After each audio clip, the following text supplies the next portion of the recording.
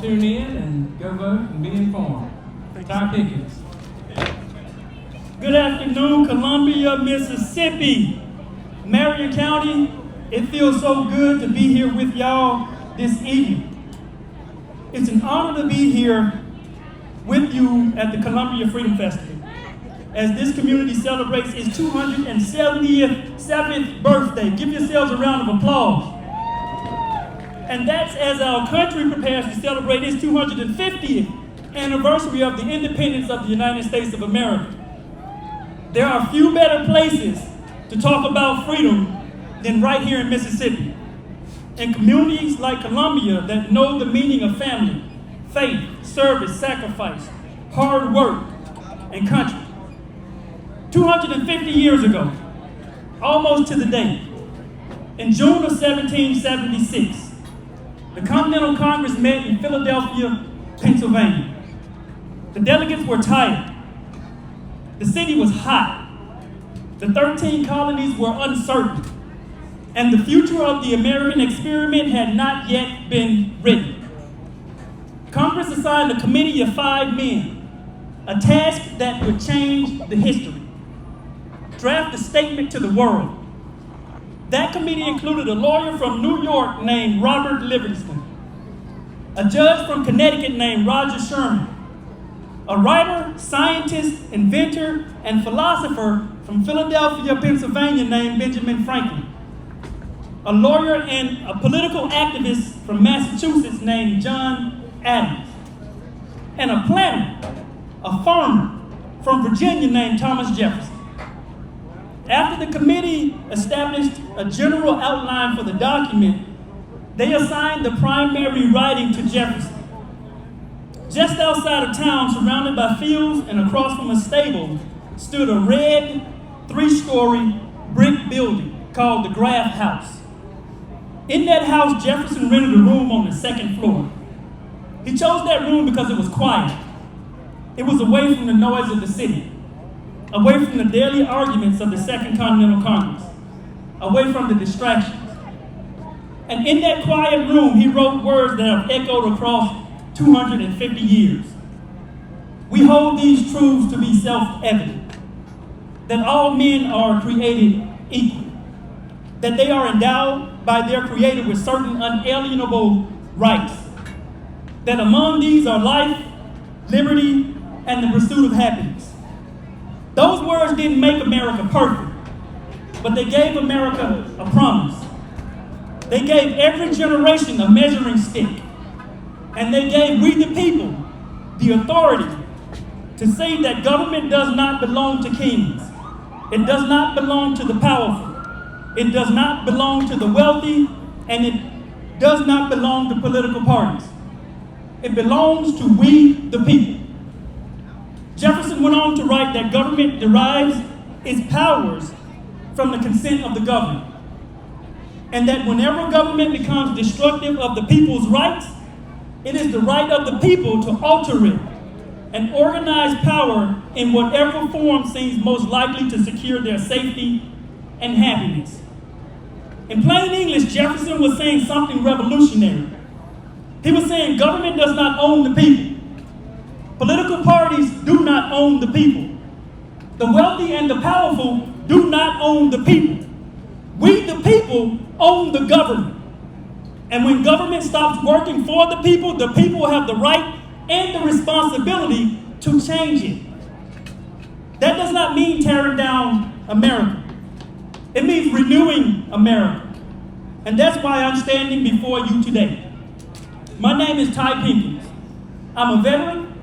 I served 21 years on active duty, including 3 combat tours, over 36 months at war. I'm a lawyer, I'm an author, and I am a proud son of the Mississippi Delta. And I'm running to be your next United States Senator. But I'm not running as a Republican. I'm not running as a Democrat. I'm running as an independent. I'm running as an independent veteran for Mississippi because leaders in both political parties in Washington have failed to live up to the principle Jefferson put on paper 250 years ago. For nearly half a century, Both political parties have had multiple chances to lead under unified government, controlling the White House, the House of Representatives, and the United States Senate at the same time. They had the power. They had the votes. They had the opportunity to deliver lasting change. And still we're dealing with the same problems. We're dealing with a broken immigration system, rising prices, and an exploding national debt. We're dealing with unaffordable health care, rural hospitals struggling to keep their doors open, and families who cannot afford child care. We're dealing with seniors worried about Social Security, veterans fighting for the benefits they earn, and a Congress that too often cannot pass a budget on time or remember who sent them there in the first place. And we're still sending our sons and daughters off to war again and again and again. The truth is, if both parties had the opportunity to fix it, then both parties share the responsibility and it's still being broken. They've had their hands stuck in the big money cookie jar for so long, they no longer know how to govern for everyday people. And that means we have to ask ourselves a question. Are we really choosing change, or are we choosing which side of the same old playbook gets to disappoint us next? It's like you got a hole in your roof. It's leaking. So you hired the blue contractor to come and fix it. He climbs up on the roof, looks at the hole, comes back down, and the roof is still leaking. Then a few years later, you hired the red contractor to fix it. He climbs up, looks at the exact same hole, comes back down, but the roof is still leaking. Then they both stand in your front yard, point fingers, and argue about who did not fix the roof, and then ask you to hire one of them again. Meanwhile, the roof is leaking. It's leaking affordable health care. It's leaking good paying jobs. It's leaking affordable housing. It's leaking child care. It's leaking the high cost of gas, goods, and groceries. It's leaking trust in government. It's leaking basic competence in Washington, D.C. At some point, we have to say enough. This is our country. Our grandparents built it. Our parents carried it forward. Our sons and daughters defend it. And working people keep it going every single day.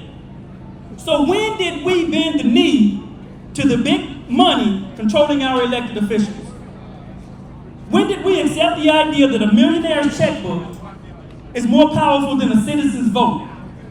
When did we decide that party bosses in Washington know more about Mississippi than the people who live here, work here, worship here, raise children here, and bury our loved ones here? This country does not belong to millionaires and billionaires buying access in Washington. It does not belong to corporate PACs, lobbyists, party bosses, or the two political parties that helped create the mess we are in today. It belongs to we the people.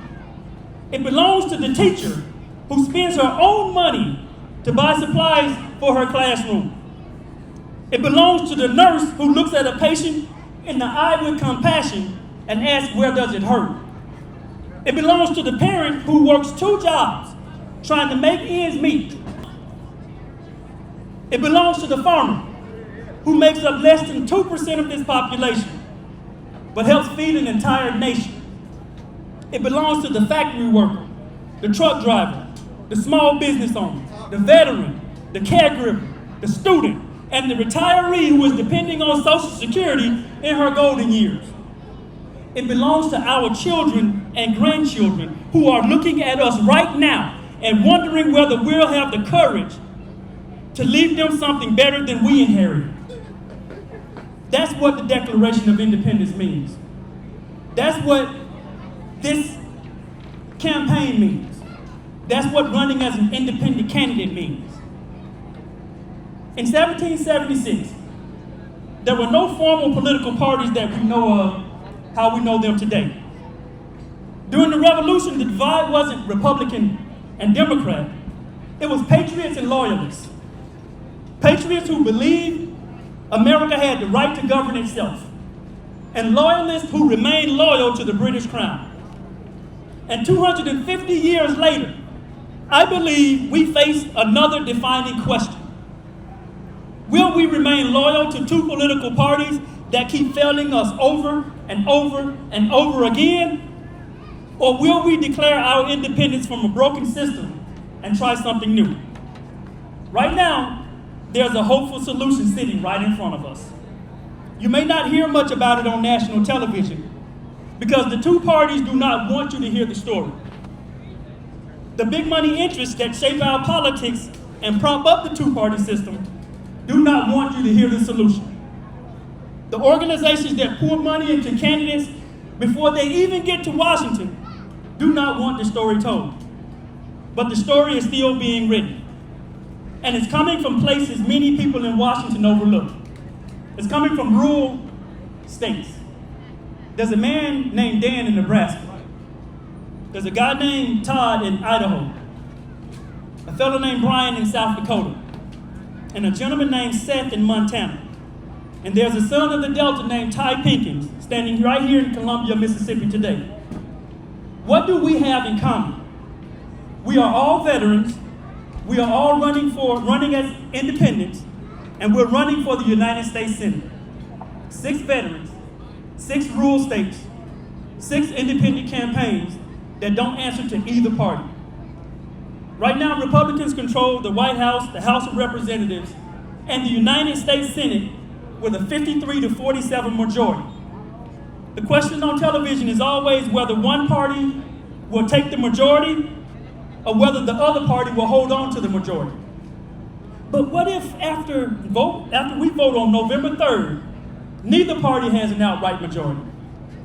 What if a small group of independent veterans who have already sworn an oath to this country could force both parties to the table to negotiate in good faith for the American people? If even 3 of us win, neither party would have an outright majority in the United States Senate on January 3rd, 2027. And that's when things get interesting. Because at that point, both political parties have to stop bickering, stop stonewalling, stop playing political games, and come to us in the middle to help them form a majority. And when both parties have to come to independence to form a majority, my answer is simple. That sounds good, but it ain't free. If you want our votes, Mississippians deserve something in return. Mississippians deserve a government that works, budgets passed on time, single-issue bills, and public votes. Mississippians deserve an economy that works for working people, lower health care costs, protected rural hospitals, affordable health care, a real pathway to home ownership for our young people. Mississippians deserve leadership who works for them, leaders who protect Social Security, support veterans, secure the border, and stop hiding behind excuses. Because Mississippi does not have to keep choosing the least worst of 2 bad options every election cycle. No more hiding behind excuses. No more burying accountability in giant bills nobody reads. No more putting working people last while the powerful get served first. That's what I'll fight for. And Mississippi gets an added bonus. For too long, national voices in D.C. and all around this country have called Mississippi last, divided, too poor, racially polarized, and politically stuck. Well, what if we prove them wrong? I love the Magnolia State too much to accept those things. What if we prove them wrong?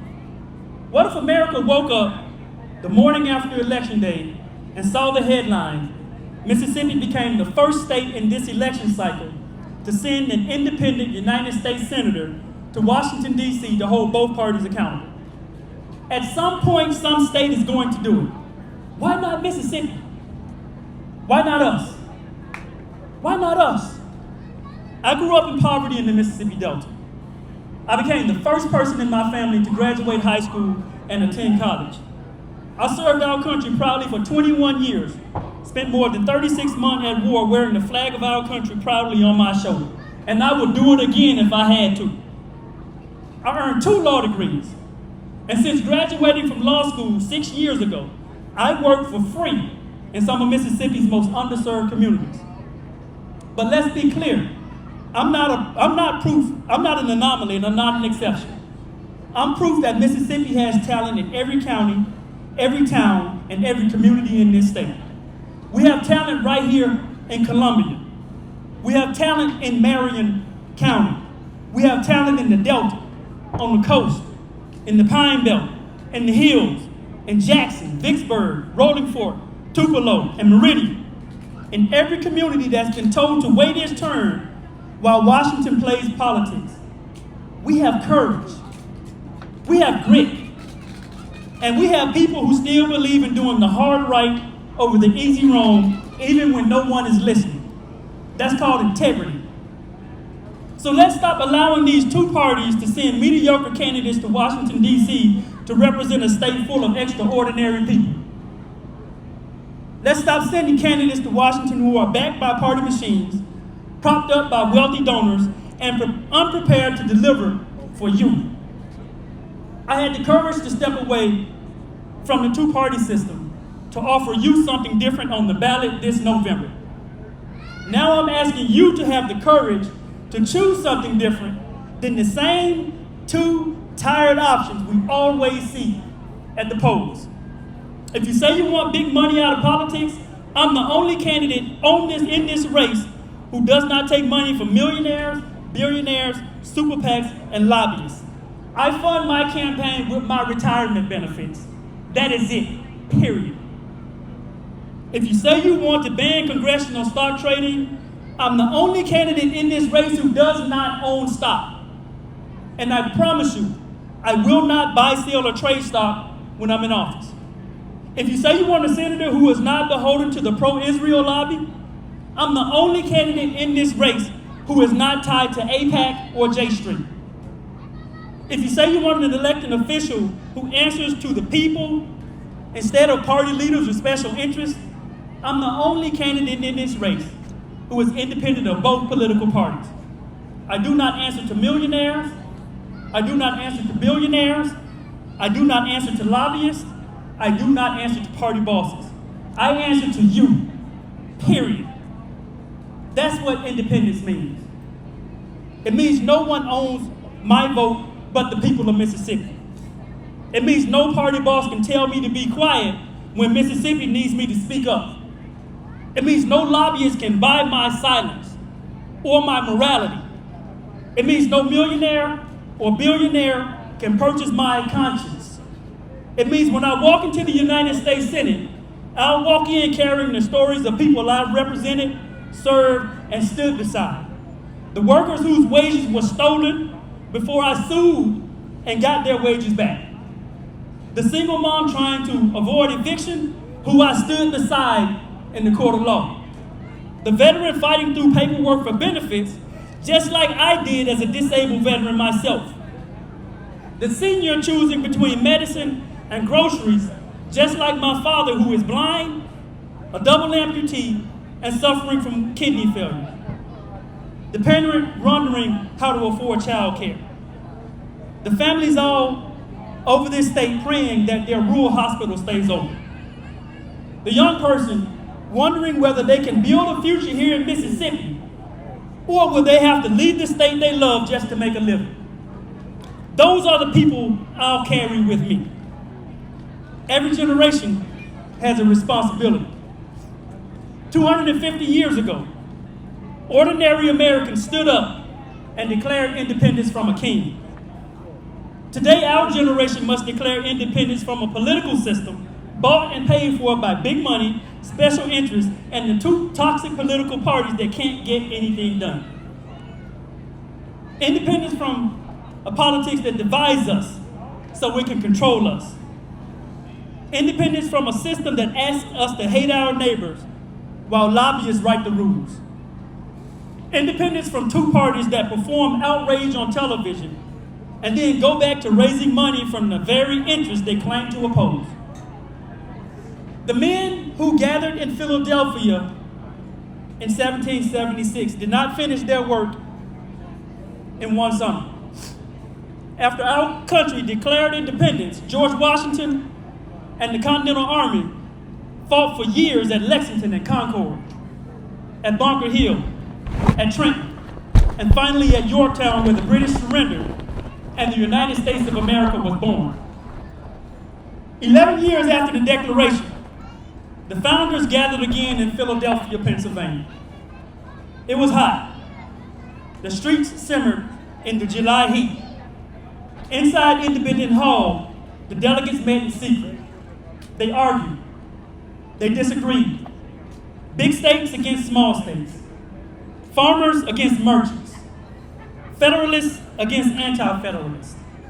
But they built a constitution, formed a republic, and gave us a system that depends not on kings, not on parties, and not on wealthy interests, but on the consent and courage of we the people. On the final day of the Constitutional Convention, Benjamin Franklin stared at the image of a carved sun engraved on the back of George Washington's chair. For weeks, Franklin had wondered whether that sun was rising or was it setting. By the end of the convention, he said he finally knew.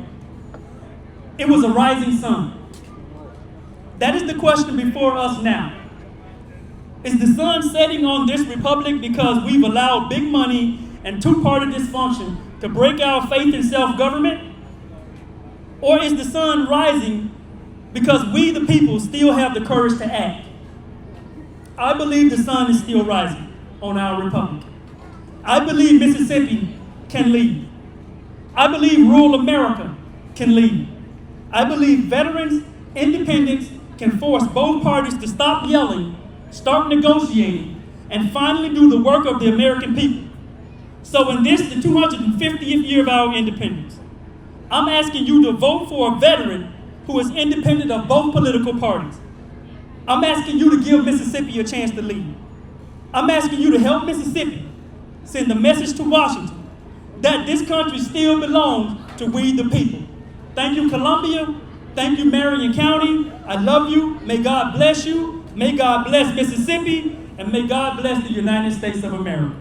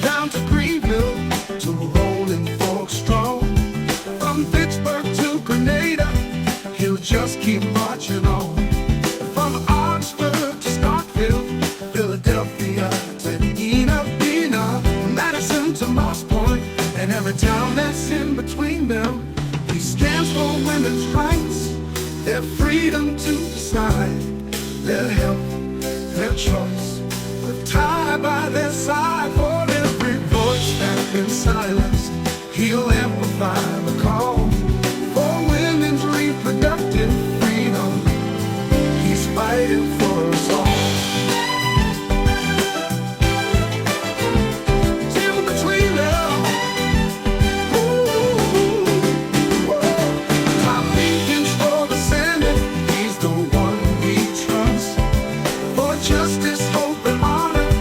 He's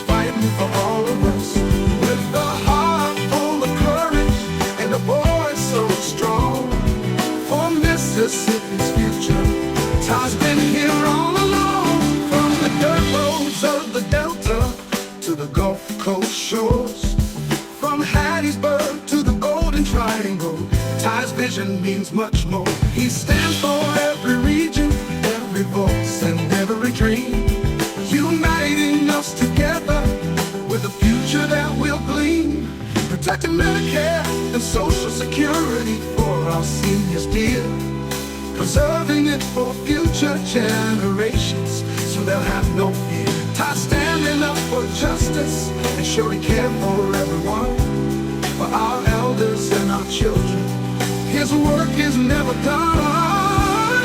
Ooh, Ty Pinkins for the Senate, he's the one we trust. For justice, hope, and honor, he's fighting for all of us.